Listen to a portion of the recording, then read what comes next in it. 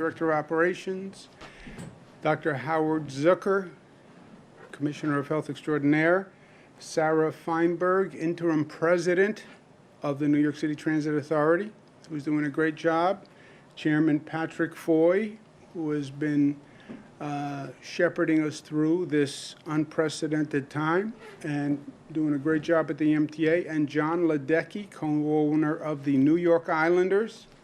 Congratulations to the Islanders who are making it into the playoffs, and we are very, very excited on behalf of many New Yorkers.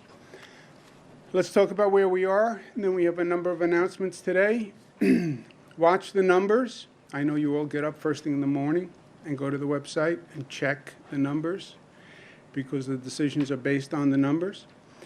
Overall statewide positivity 1.4, 2,000 hospitalizations, ICU is down, intubations down, statewide deaths 27.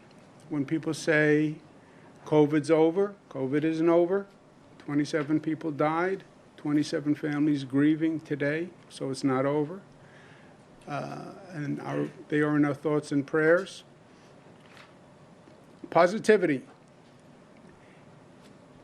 I say this a lot, but look at the variances across one state and ask yourself why. Why do you have such a wide range within one state? When we get the politics out of COVID, and politics has infected COVID from day one. Thank you to the prior federal administration. But there's a lot to discuss and analyze here. For example, why do you have this variance? Western New York has had one of the highest rates for a prolonged period of time. Finger Lakes is now higher than Western New York. Staten Island is back at number 1, and you want to talk about inexplicable range of positivity. Manhattan, 0.7. Staten Island, literally double Manhattan. How do you explain that? Brooklyn right behind Staten Island, Queens, Bronx. How do you make decisions, Governor? We make decisions on the data, on the science, on the facts. We always have. It's worked very well for this state. This state made more progress on COVID than any state in the United States. Fact. We went from the highest infection rate on the globe to one of the lowest. That is a fact. And we did it on the science and the data. First metric we watch, the positivity rate, and the positivity rate has been great. We were at 7.9 January. We are now at 1.4, 58% decline over the last month. 35 straight days of decline. Congratulations, New Yorkers. You see the same trend all across the state, little variance here and there, but the same basic trend all across the state. We're now focused on the places in the state that have the highest infection rate, and that right now is Western New York and Finger Lakes. Second metric, hospitalization rate. This is what we were petrified of when we first started. People forget that. When we first started, the COVID infection rate was going up so fast that the experts all projected an overwhelming of our hospitals. They were projecting a need for 140,000 hospital beds. We only had 50,000 hospital beds in the entire state. That's what aged Dr. Zucker and myself. But we fixed that. And the hospitalization rate is now down to 2,000. We were at close to 9,000 in January. 49% decline over the last month. Third metric is the vaccination rate. And this is now the most important metric to watch, is the vaccination rate. Positivity is good, hospitalization is good, vaccination rate is key. Why? with all the political garbage and with all the different medical opinions, everybody agrees on one fact. As the vaccination rate goes up, the positivity rate goes down. As the vaccination rate goes up, the positivity rate goes down. They are an inverse. Everybody says it. Every country shows it. It's the one global fact.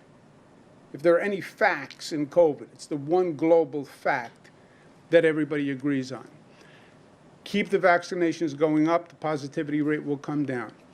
That's why we are so aggressive on vaccinations. We're doing everything we can, every way we can. 16 million total doses. We're now over 60% of the population who had at least one shot, 48% fully vaccinated. But, because this is a but the vaccination rate has declined. This is not a New York phenomenon. This is a nationwide phenomenon. As you know, I'm head of the Governors Association. Every governor is talking about the number of people now coming in for vaccines is declining. Why? Part of it is understandable. There was a group of people who wanted to get the vaccine right away. And remember how people were fighting for vaccine appointments right away? Some people were hyper anxious. A lot of them are in my family. I want to get a vaccine, I want to get a vaccine, I want to get a vaccine. So you had a hyper anxious population to begin with. Then you had a second-tier population who wanted to get the vaccine. They weren't that anxious. They've gotten the vaccine. And you're working your way through, really, the population. You have two groups. One I call the youthful, one I call the doubtful. Young people are not getting vaccinated. Why? They were never the focus. They weren't even eligible early on. Everyone said the young people can get it and they're going to be fine. There was a transmission risk. But this whole COVID was introduced as young people really don't have to worry about it. And then we reinforced that when we said the eligibility was by age. The doubtful are vaccine hesitant people. I'm afraid of it. I don't understand it. I don't trust it. Government, I don't trust. I don't trust any of it. I don't want to take a needle. I don't want to put something into my body. The doubtful is a problem unto itself. The youthful is a problem unto itself, and we need to address both separately. You look at the age stratification on the vaccination, it is very clear. 75 plus didn't take it, but I can, as much as 65, but I understand that. I've had a lot of conversations. There's 75 plus, they're anxious about a vaccine, they have other problems they're dealing with. 65 to 74 is the highest population rate, which makes sense when you think about it, and then it goes straight downhill. And the 16 to 25, we're at 24%. So we're at 60% as a population, we're at 24% with 16 to 25. 26 to 34, we're at 35%. That's where we have to get the numbers up. The youthful and the doubtful. The doubtful, I'd say a hardcore 20%. It's philosophical. It's fear-driven. It's misinformation-driven. But we also have to attack the doubtful problem. What's the key to supercharging the vaccination rate? Eliminate the excuses, increase access, and to the doubtful, communicate the facts. You have no factual argument against the vaccine. So, today, no excuses. SUNY and CUNY boards will require vaccinations for all in-person students coming back to school in the fall. You're a young person, you go to a SUNY school, State University of New York, City University of New York, you must have a vaccine to come back in September. If you must have a vaccine, get it now. if you have to get it anyway. I also encourage private schools to do the same thing. Let's make a global statement. You cannot go back to school in person in September unless you have a vaccine. That will be a major motivation for people to get the vaccine. And if you have to get it by September, you may as well get it now. Why wouldn't you get it now? Okay? Second, there are some situations where people are discriminating against people who got a vaccine, which is almost inexplicable to me. There's a situation with summer camps saying, if you are vaccinated, you cannot go to that camp. If you're vaccinated, you can't be a staff member at that camp. We can't be in a situation where we're full-throated encouraging people to get a vaccine and then have people saying, if you get a vaccine, you can't participate in this activity. I want to propose a law that says you can't discriminate against the person who has a vaccine. I understand the anti-vaccine argument very well. We've been through this before, Dr. Zucker and I, when we mandated the measles vaccine a couple of years ago. I understand the anti-vaccine argument. In my opinion, there is no science to it. There is no science to it. You can have a theory, you can have a belief, but you can't use that to make public policy without science and without data. But we also have to start to get creative, because you are seeing this all across the nation. And we're good in New York at getting creative. We are very creative types. Here's the creative idea. Wednesday to Sunday, we're offering vaccines at Subway, LIRR, and Metro North hubs. Get a shot and take a free ride on the MTA. You get a free 7-day Metro card for everyone vaccinated at a subway station, and LIRR, Metro North, 2 free one-way trips anywhere in the service area. It's Johnson & Johnson, so it's one shot. So think about this. You are walking into the subway station anyway. You are walking past the vaccination site. It's a one-shot vaccination. Stop, take a few minutes, get the vaccine, and then you get the incentive of a 1-week unlimited Metro card if you do it at a subway station, or free tickets, Long Island Railroad, Metro North. Why wouldn't you do it? No excuse. You're walking there anyway. It's Johnson & Johnson, one shot. You don't have to schedule a second shot. You don't have to go back to that station. And you have a financial incentive. These are the places where we're going to be starting this. These are major hubs: Ossining on Metro North, East 180th in the Bronx, Grand Central Station, Penn Station, Coney Island, Broadway Junction, Hempstead, Long Island, 179th Street, Jamaica. That's my old stop, 179th Street in Jamaica. It's as far east as the subway goes in Queens. Different times, because we want to see what time frame works the best, what stations work the best. There's a theory that people are going to be rushed in the morning and they're not going to want to stop in the morning, that they're more likely to stop in the evening on the way home. So we have a lot of theories. We're going to test them, see how it works, see what the receptivity rate is, and then we can adjust. But it is a creative idea. We're trying many creative ideas because we have to get that vaccination rate up. And in this situation, we've always handled this as a community. Everyone should be doing everything they can to get people vaccinated. That's what mayors should be doing and county executives should be doing. That's what the religious community should be doing.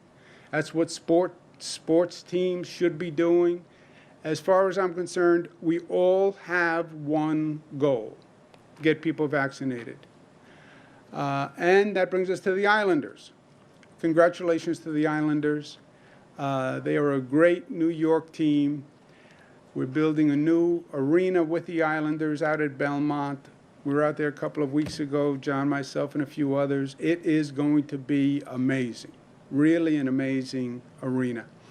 Before we open the new arena, they have now clinched a playoff spot. Tickets will go on sale tomorrow for that playoff game. Home games are at the Nassau Coliseum. 50% of the tickets will be sold to vaccinated people. And the rule then will be for the vaccinated section 3 feet distancing. 50% of the sales to the unvaccinated people, 6 foot distancing. Everybody wears a mask. My point to business owners, sports, concerts, etc., the more vaccinated people, actually the higher the capacity, because they only have a 3 foot distance requirement. So it's actually increasing capacity to get people vaccinated. But the playoffs start the end of May. Tickets will go on sale tomorrow. The Islanders needed to set guidance, and they had to do it cleared by our health commissioner, Dr. Zucker, and that's what they're going to do. So congratulations to the Islanders. Last point, remember the goal of all of this? Remember the big picture? Vaccinate New Yorkers, and then build New York back better than before. We are not going to have gone through the hell that we went through just to restore what we had. I'm not doing that. New Yorkers are not doing that. The house was demolished. We're not going to build back the same house. We're going to build back a better house. We have federal funds. We're going to take this as a pivot moment for New York. We weren't perfect the day before COVID. We weren't. So don't say we're going to rebuild what we had because the day before COVID, that was nirvana. No. Recognize where we were the day before COVID. Recognize the problems and use this as an opportunity to improve and build the state better than it's ever been. That's our goal. That's our ambition. That's what's driving us. And that's what should drive all of us. With that, let me turn it over to my colleagues for comments. And we will first go to Sarah Feinberg, Interim President for the New York City Transit Authority. Thank you, Governor. The MTA is excited to be assisting in this important state effort to ensure that every New Yorker has easy access to a free COVID-19 vaccine. We're committed to doing everything we can to help lead New York's recovery. The MTA will provide 8 convenient sites across the region from Wednesday, May 12th through Sunday, May 16th, where members of the public or employees of the MTA can walk up to receive a free one-shot Johnson & Johnson vaccination without an appointment. I won't repeat these sites that you already mentioned. The MTA is also providing free transportation passes for everyone who receives a vaccination, as the governor said. If the region is really going to recover, we need as many people as possible to get the vaccine. Safety from COVID and safety from crime and harassment are what we need to get people back on mass transit. And while we continue to work with our city partners on the second issue, we have a golden opportunity here to tackle the first. We're at a pivotal point for the city. The subway is reopening 24/7, as the governor has announced. Curfews for bars and restaurants are being eliminated. And we just hit a new ridership milestone on the subways. Last Friday, May 7th, we recorded 2.23 million riders, the most on a single day since the pandemic began. Bus ridership hit a pandemic high on April 28th with more than 1.2 million trips taken. So it feels like New York is getting back to normal. We can't get complacent and jeopardize this progress, so I want to urge all New Yorkers who haven't been vaccinated to consider these sites, because the more folks we vaccinate, the sooner the region can return to normal. Thank you, and I'll turn it over to Pat Foy. Thank you, Sarah. Mr. Foy. Thank you, Governor. Thanks, Sarah. In addition to the 6 New York City sites Sarah mentioned, there were another 2 locations, one each in the Long Island Railroad and in Metro North footprints. One will be at the Ossining Metro North Station in Westchester County on the Hudson Line, and another at the Hempstead Long Island Terminal at the Hempstead branch. We feel this is an important step to help the region reopen and build back better. We've focused on high-traffic sites where we can vaccinate many customers and employees. Employees are eligible for this too, on a first-come, first-served basis. The MTA has already been administering vaccines to our employees since January 13th, shortly after vaccines first became available. The men and women of the MTA have been heroes in this pandemic, heroes moving heroes. And to date, nearly 30,000 employees have received at least a first dose through the MTA's program, or as part of city or state efforts. Our vaccination program is part of the MTA's nation-leading and overall transit COVID safety. That also includes the MTA's mask force distributing free masks to subway, bus, and railroad customers, enhanced disinfecting and cleaning efforts, and partnering with the federal government and MIT to research best-in-class technologies. Now the MTA moves from continuing efforts to vaccinate its employees to helping vaccinate the public too. As Sarah mentioned, we will be providing free transportation passes to everyone who gets a shot at one of our locations. Either a free 7-day unlimited Metro card or a round-trip ticket for Metro North of the Long Island Railroad. We want to see more and more customers return to the system.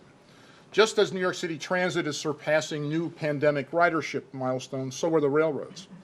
Last Friday, May 6th, Long Island Railroad hit a pandemic high of 101,600 riders. Metro North, too, saw 83,100 trips that same day, a new pandemic weekday high. Let's keep that going. We only get one shot, pun intended, at reopening strong and revitalizing the regional economy. That makes the coming weeks and months essential to recovery.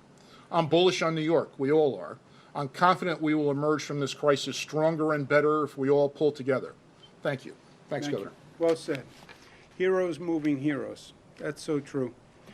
And it is one shot. This is our one shot, and it's our shot to take. And speaking about shots, Mr. John Ledecky, we're very proud of the Islanders. I want you to know I offered Mr. Ledecky, I said, you know, I could be a backup goalie. I have a lot of pucks shot at me every day. I'm sort of in that business. He didn't see it my way. Congratulations, John. We're all very proud. Good news for New York, and we needed it. Congratulations. Thank you so much, Governor. It's great to be here with you today, and it's great to be back in the playoffs for the 3rd straight season. Today's news that you have increased the overall capacity and therefore the number of fans who can attend the Stanley Cup playoffs is wonderful news for our fans, who are the most passionate and loyal in all of sports. Islander fans are the heartbeat of this franchise, and we owe everything to them. It's a fitting tribute to our fans that they can be at the Nassau Coliseum in big numbers for the playoffs and can celebrate the many wonderful memories they have had there through the years. Our fans are truly the 7th player. They are now going, thanks to you, to rock the barn one more time at Fort Never Lose. We are also grateful to Commissioner Gary Bettman and the NHL for their support in delivering the Stanley Cup playoffs through these unprecedented times. Governor Cuomo, this is a wonderful gift to New York. Thank you for your leadership and guidance as you have taken forward the Islanders' amazing new home at UBS Arena at Belmont Park. Our fans have a cheer when we score. We say, yes, yes, yes. Thank you for saying yes to Islander Nation today. Thank you. My pleasure, John. Commissioner Bedman has been great for us. Where's he from? Queens, another Queens boy. There you go. What a coincidence. Let's take questions for Sarah, Pat, or John on those issues, and then I'll let them go. For either Sarah or Pat, can you talk about at the MTA hubs the degree to which this is aimed at reluctant employees? I think the last percentage we saw was something like 36% of either transit or the MTA as a whole, why you think there's been such a low percentage of your employees getting vaccinated when they've been eligible since January? Well, I think the percentage, I think that's not the most recent percentage. I think the most recent percentage of employees who have had at least one shot is more like 51. Yeah, I believe. Andrew, I mentioned in my remarks, we believe 35,000 transit workers across the agencies, that would be approximately 50%. We're continuing to vaccinate employees daily, and obviously this program, which starts on Wednesday, is available both to customers and employees. But still, if you compare it to healthcare, which has been eligible for months, that's way lower than the percentage in that field. So do you have a sense of why it's so low, and how much of this pop-up is aimed at your workforce? Well, so the pop-up is aimed at the public, but obviously it makes sense for that to be in a convenient location for many of our employees to go as well. If they're getting off of work and headed home, this could be a very convenient place for them. Right now, they're either going to a clinic in their neighborhood, or their doctor, or one of the large facilities in the state, or to our facilities at Livingston or at Grand Central, and so these are just additional places that are convenient. This was about the public. In terms of why folks are hesitant to get the vaccine, I think it's the same thing you've heard from the governor and others for months, which is there's hesitation and there is some hesitancy about getting a vaccine. And that is, it's on us to do everything we can to make sure that our employees feel comfortable, are educated, are getting the information they need. We've done, webinars, and we've brought people in to speak, and obviously we want to make sure that all of our employees end up getting vaccinated. Andrew, excuse me one second, Zach.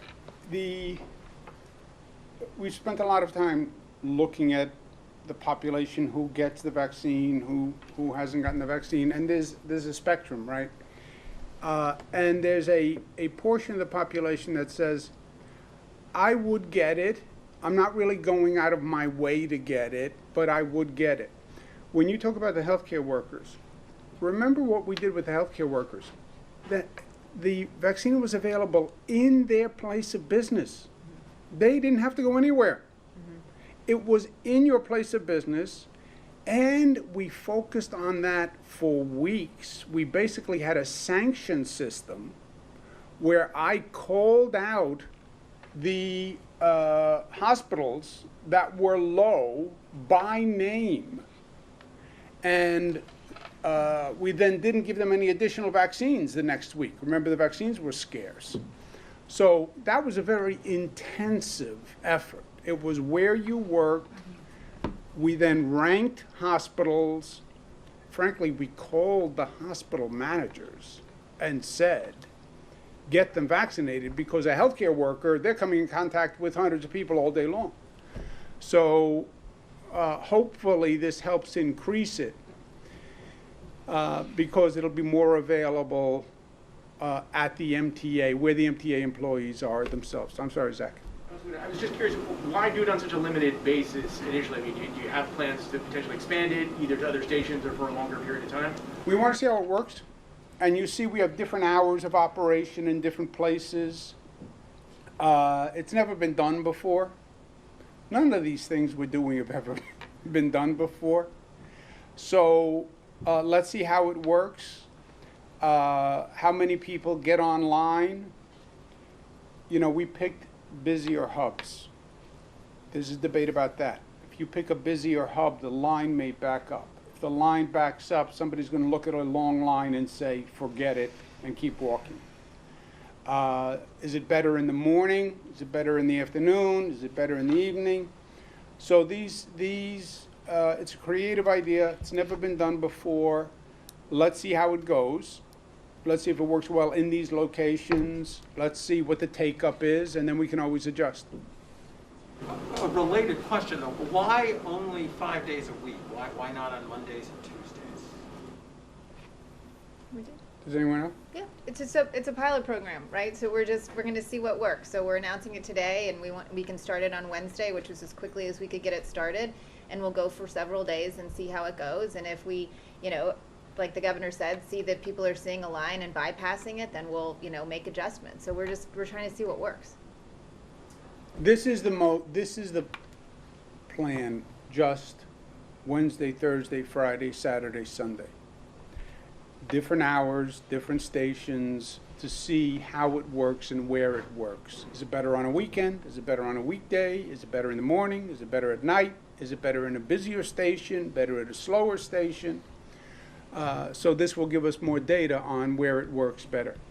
Governor, on subway safety, we hear a lot of verbal barbs back and forth between you and the mayor. Would it help if you and the mayor and the good chairman sat together and try to figure this out? And why has that not happened? This has been an ongoing conversation for years. And there is a philosophical difference. I see crime in the subways as a major problem. I believe the solution to the crime in the subways is more police in the subways. I believe that. And I have said that. We did an MTA hiring of more MTA police 2 years ago, which was unheard of because the NYPD are charged with doing protection in the subways. I believe you're not going to bring back the New York City economy until you bring back the transit system. I believe people are anxious when they're now in the subway system. It is irrefutable, but that there are serious crimes in the subway system.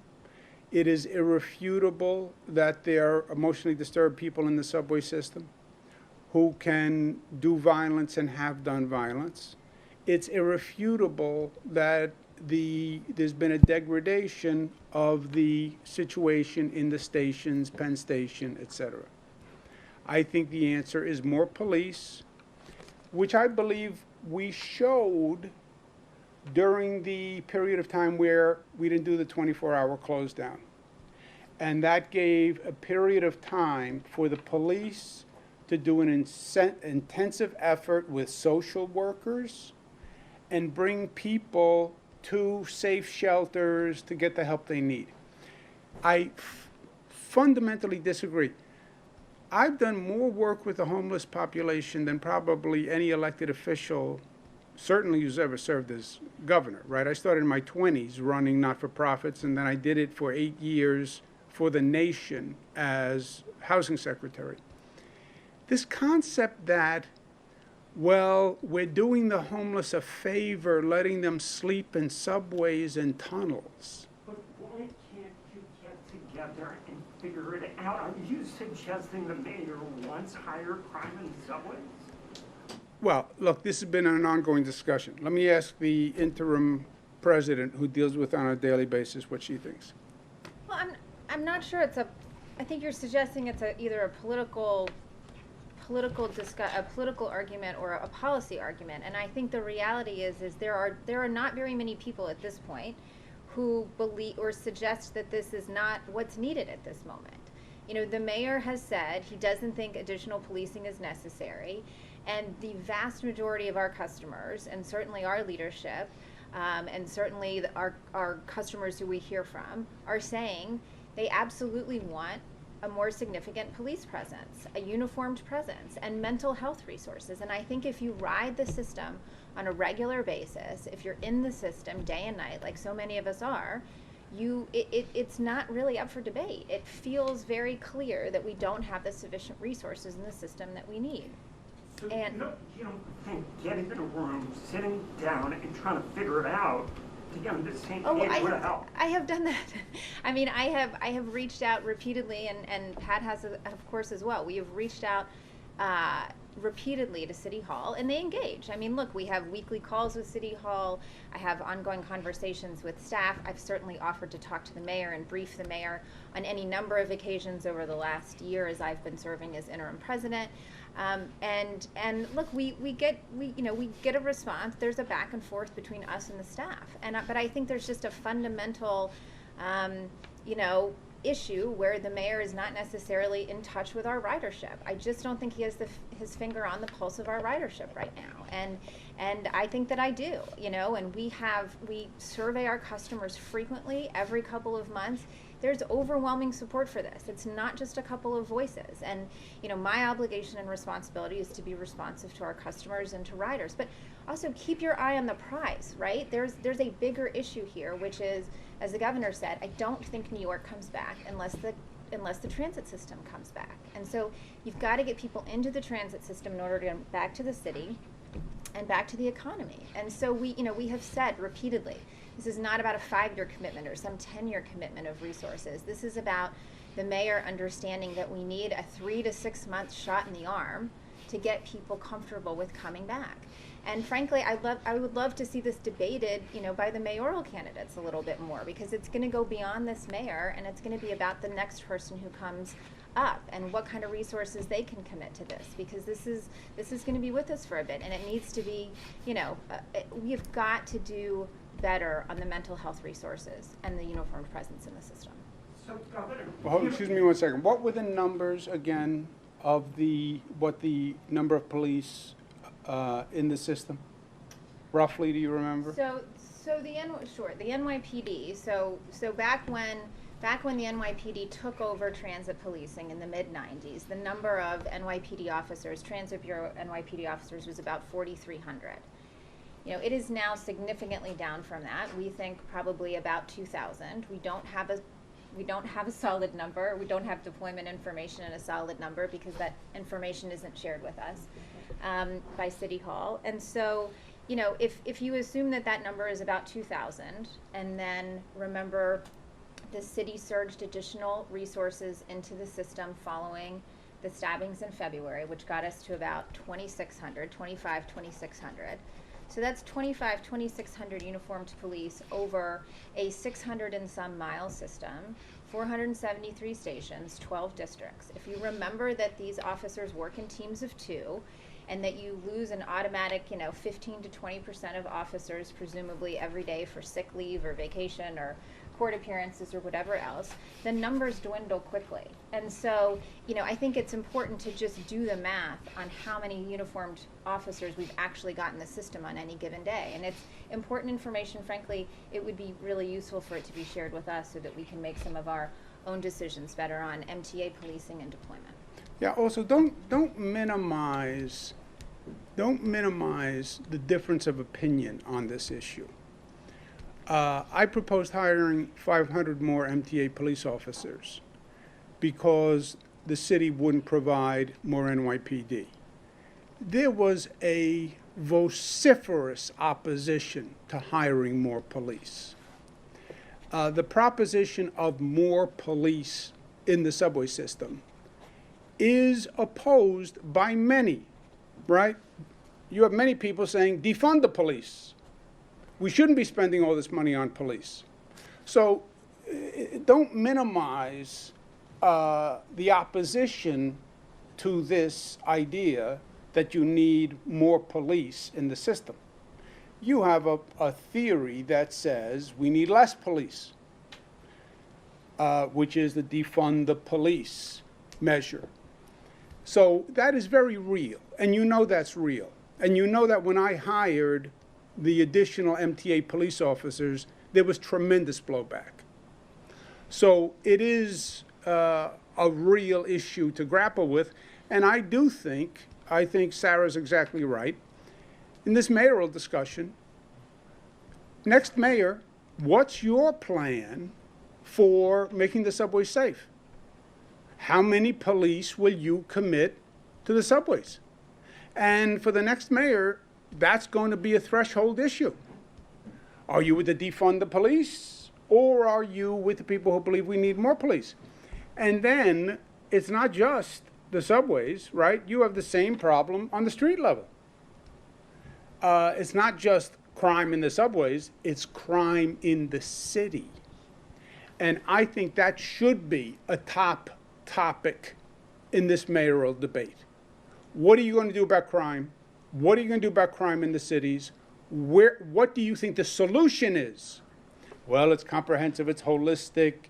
We need more intervention services, it's education, it's jobs, it's economic. Yes, I know. And how do we stop the killings? And remember, it is the black and brown community that is paying the highest price for increased crime. That topic should be first and foremost. And it's not about sitting down and having a chat. We've had this chat for years. Sarah has it, Pat has had it for years. It's been an ongoing debate, and they're two very different schools. I've had this conversation with the mayor dozens of times. So there's no value to the two of you trying to figure this out together. We have discussed it many of times. They're two different schools of thought. You want to say, oh no, which do you think is the no-brainer? Is it a no-brainer to put more police? Or is it a no-brainer to say defund the police? You know, they're both legitimate schools of thought. Question? Sarah, Pat, or John? You've exhausted them with your comprehensive presentation. Thank you guys very much for being here. I'm going to stay behind. New York Islanders mask.